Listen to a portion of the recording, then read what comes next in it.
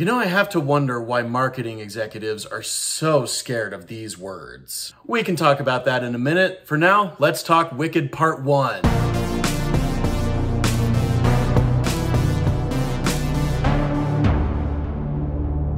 So Wicked Part 1 is half of the film adaptation of the acclaimed stage musical Wicked, based off of The Wizard of Oz and telling a story about the Wicked Witch as the protagonist. This musical has been a staple of Broadway for about 20 years now.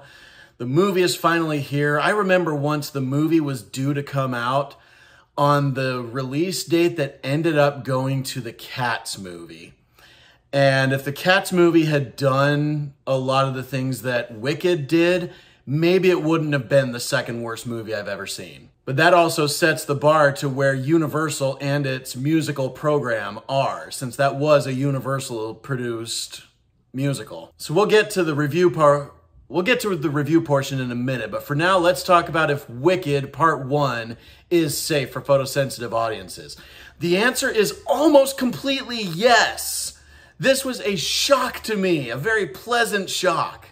I can list every single strobe light hazard in this movie, and every single one is mild to a degree, and every single one is predictable. The harshest strobe in this movie happens when we see a stage set up roughly about halfway or a little past halfway in the movie. And when the show starts on this stage, it starts with some strobe lights. That's really just one string of strobe lights that last a couple of seconds. And as soon as those start, you're gonna wanna open your eyes for something special. There's a scene very late in the movie where there is a skydiving type situation going on, and we are falling past some clouds to make it look like we're falling a lot faster. In this same scene though, we have a few very mild strikes of lightning, and these are all part of the finale of this movie. So when the song Defying Gravity takes its action outside, there's gonna be some mild lightning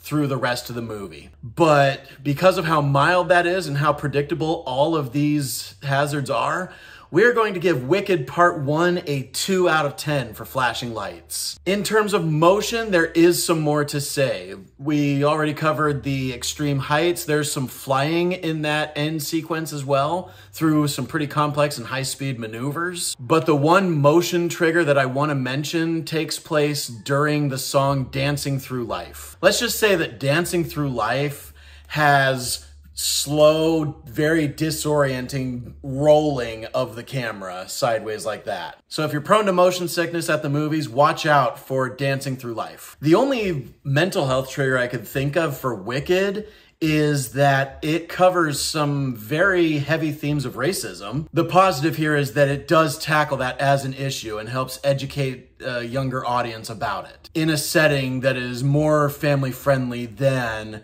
instances of actual racism in the world. So now let's talk about the quality of Wicked Part 1. The CG in this movie is still very obvious. Like, you'll see that in the trailers. That's not going to be a surprise. The music in this movie was spectacular, and the musical numbers were all so well done, so well thought out. The choreography was great. The musical talent on display from all of the performers, vocal and dancing, great, top tier, best you're gonna see in modern cinema. The choreography in this movie almost feels like it harkens back to a classic age of musical films. But the real winners of this movie are the two leads. Both Cynthia Erivo in the lead role and Ariana Grande in the second lead role. Both of them bring everything. Both of them bring top tier performances. And that has to do with both their acting and their singing. I was actually pretty impressed with Ariana Grande in a surprising way, because she did not bring her pop star singing voice. She definitely brought her musical theater singing voice. And Cynthia Erivo being great was no surprise to me. I've been waiting for her to take a role like this ever since I saw Bad Times at the El Royale. That was where I was introduced to Cynthia Erivo. Every once in a while, you'll get a movie where it feels like the actor was born to play this role. Will Ferrell in Elf, Russell Crowe in Gladiator, Taron Egerton in Rocket Man. And Cynthia Erivo in Wicked. This role comes to her so naturally. It feels like she's been playing it for years. And it feels like it's a part of her that she's been waiting to show the world. And what she has to show is amazing. I saw this in an IMAX screen, which I always knew I wanted to do as soon as I heard that Cynthia Erivo was going to be playing Elphaba. And especially when I knew that this was going to be split into 2 parts, and knowing the logical point where this movie would end, which is the logical point where it did end. It ended on an epic note, all because of Cynthia Erivo and her amazing voice. The costume design, I loved how creative it was. Special shout out to Elphaba's glasses. The set design in this movie alone deserves the best production design Oscar. Within the first few minutes of this movie, I loved seeing a really practical lesson on how to recognize passive-aggressive comments and backhanded compliments. Given that this movie is PG, it's very much a family movie, as opposed to being a kid's movie, this is a good movie to break out to teach your kids what those definitions are. Honestly, this movie did meet exactly my expectations based on everything I had heard about, the production and the casting, and the fact that they had split it into 2 movies. I feel like everything iconic I know from Wicked already happened in this movie. My biggest complaint about Wicked Part 1 is the exact same complaint that I have about the Phantom of the Opera adaptation for film.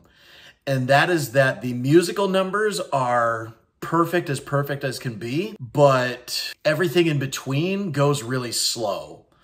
And with everything in between the musical numbers going really slow, it does hurt the flow of the movie and make you really feel that 2 hours and 40 minutes. That runtime also makes it feel like they're never trying to rush anything. So with a musical as extensive as Wicked, that's definitely a good thing. And that's not necessarily a thing that ruins a movie if you really like the music. Here's my case in point about how I feel about another movie that has the exact same problem, The Phantom of the Opera. I am going to give Wicked Part 1 a B+. Thank you so much to our readers on Tumblr and Facebook, and as always, an extra special thanks to our patrons on our Patreon page whose names are scrolling on the screen like credits right now. As a reminder, nothing produced by Movie Health Community is medical advice, nor has any of it ever been reviewed by any medical professionals. Be sure to leave a like on this video, hit that subscribe button, hit the bell icon if you want to be notified when we post new videos, and leave a comment if you have anything to add to this discourse, especially if you disagree with anything I've said. We love hearing from you. And as always, stay safe at the movies.